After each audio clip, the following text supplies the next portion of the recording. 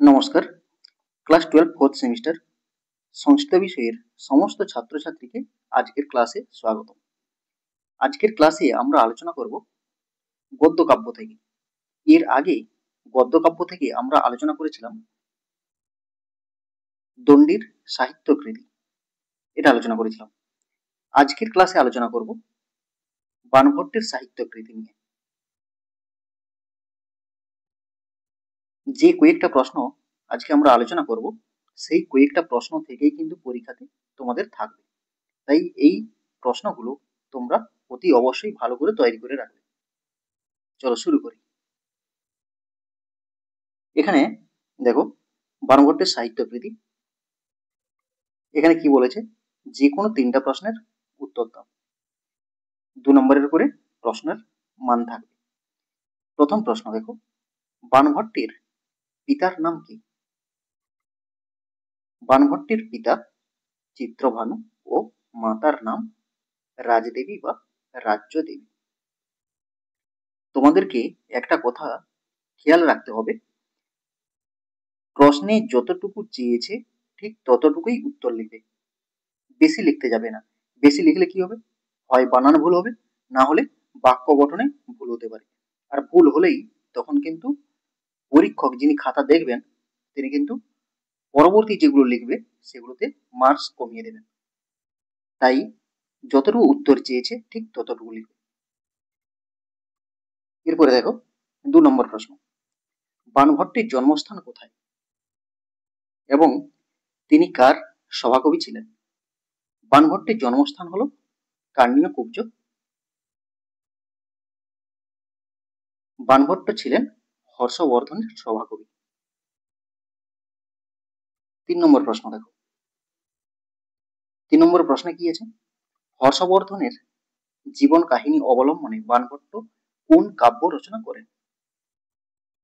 হর্ষবর্ধনের জীবন কাহিনী অবলম্বনে বাণভট্ট হর্ষচরিতম রচনা করেন। এটি আখ্যায়িকা শ্রেণীর গদ্য কাব্য। এরপরে 4 নম্বর প্রশ্ন দেখো, বাণভট্টের পরিচয় দাও। এই যে বাণভট্টের পরিচয় দাও, এইরকম প্রশ্ন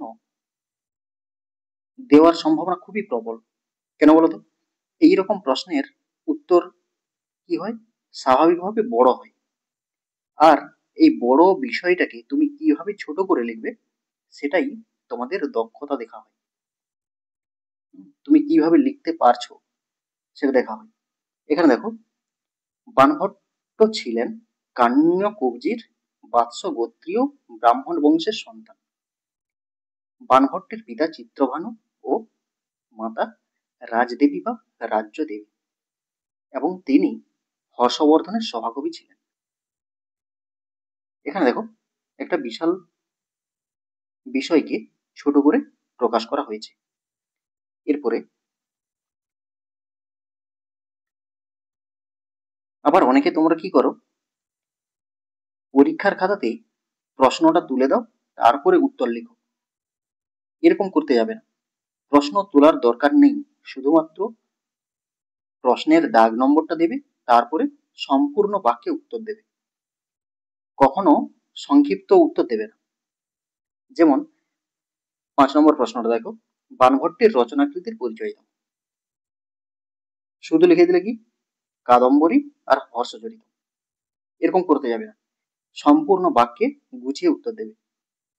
বাণভট্ট দুটো গদ্য কাব্য রচনা করেন, সেগুলো হলো কাদম্বরী, তারপর হাইফেন দিয়ে কথা জাতীয় গদ্যকাব্য, হর্ষচরিতম আখ্যায়িকা শ্রেণীর গদ্যকাব্য। ব্যাস হয়ে গেল। এরপরে দেখো 6 নম্বর প্রশ্নে কি বলেছে, বাণভট্টের পুত্রের নাম কি? বাণভট্টের পুত্রের নাম হলো ভূষণ ভট্ট বা পুলিন্দ। তিনি কাদম্বরী কাব্যের উত্তর ভাগের শেষাংশ রচনা করেন। মানে কি, বাণভট্ট কাদম্বরী রচনা করেছেন, এবারে কাদম্বরীর দুটো ভাগ, একটা হচ্ছে পূর্ব ভাগ আর একটা হচ্ছে উত্তর ভাগ। পূর্ব ভাগটা বাণভট্ট পুরোটাই রচনা করেছেন, উত্তর ভাগের বেশিরভাগ অংশ বাণভট্ট রচনা করেছেন, কিন্তু সম্পূর্ণ করে যেতে পারেননি। তাই তাঁর পুত্র ভূষণ ভট্ট উত্তরভাগের শেষাংশ রচনা করে কাব্যটিকে সম্পূর্ণ করেন। এরপরে দেখো 7 নম্বর প্রশ্ন দেখো, কাদম্বরী কাব্যের কয়টি ভাগ ও কি কি? কাদম্বরী কাব্যের দুটো ভাগ, একটা হচ্ছে পূর্ব ভাগ আর একটা হচ্ছে উত্তর ভাগ। এই উত্তর ভাগের শেষাংশটা কে লিখেছিলেন? ভূষণ ভট্ট বা পুলিন্দ। খুব গুরুত্বপূর্ণ প্রশ্ন এটা, ভালো করে তৈরি করে রাখবে। এরপরে দেখো, বাণভট্টের লেখা একটি ঐতিহাসিক কাব্যের নাম লেখো। এর কয়টি উচ্ছ্বাস? বাণভট্টের লেখা একটি ঐতিহাসিক কাব্যের নাম হলো হর্ষচরিতম। হর্ষচরিতম কাব্যে মোট 8টি উচ্ছ্বাস আছে। এই উচ্ছ্বাসটা কি? উচ্ছ্বাসটা হচ্ছে অধ্যায়। হর্ষচরিতম কাব্যের যে অধ্যায়গুলো আছে সেই অধ্যায়গুলোর নাম হচ্ছে উচ্ছ্বাস। প্রশ্নটা এভাবেও দিতে পারে, হর্ষচরিতম কাব্যের অধ্যায়গুলোর নাম কি? উচ্ছ্বাস। এরপরে দেখো, কাদম্বরী কাব্যের নায়ক ও নায়িকার নাম কি? কাদম্বরী কাব্যের নায়কের নাম হলো চন্দ্রাবীর ও নায়িকার নাম হলো কাদম্বরী। এরপরে দেখো 10 নম্বর প্রশ্ন দেখো, অতিদয়ী কথা কোন কাব্যকে বলা হয়? কাদম্বরী কথার অর্থ কি? অতিদয়ী কথা বাণভট্ট রচিত কাদম্বরী কাব্যকে অতিদয়ী কথা বলা হয়। কাদম্বরী কথার অর্থ হচ্ছে সুরা বা মদ, মদিরা, যা খুশি করতে পারো। এরপরে দেখো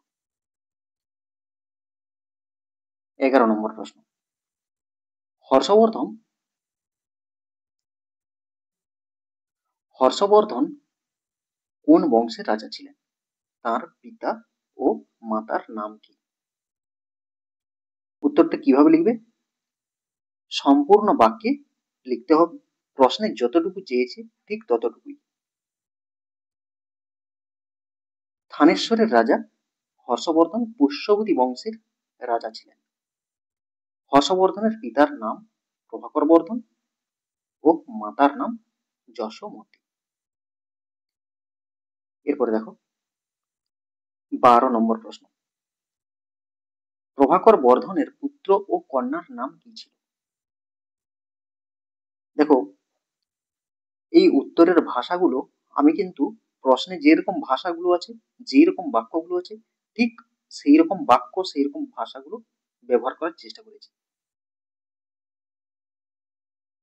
প্রভাকর বর্ধনের দুজন পুত্র ছিল, রাজ্যবর্ধন ও হর্ষবর্ধন। কন্যার নাম কি ছিল? তার এক কন্যা ছিল রাজ্যশ্রী। মৌখরীরাজ গ্রহবর্মার সঙ্গে রাজ্যশ্রীর বিবাহ হয়েছিল। এটা যোগ করে দেওয়ার কারণ হচ্ছে, এটা আলাদাভাবেও দিতে পারে যে রাজ্যশ্রী কাকে বিবাহ করেছিল, মৌখরীরাজ গ্রহবর্মাকে। এই জন্য আমি সংযোজন করে দিয়েছি, তোমরা করতে পারো নাও করতে পারো। এরপরে দেখো 13 নম্বর প্রশ্ন, চন্দ্রাপীড়ের পিতা ও মাতার নাম কি?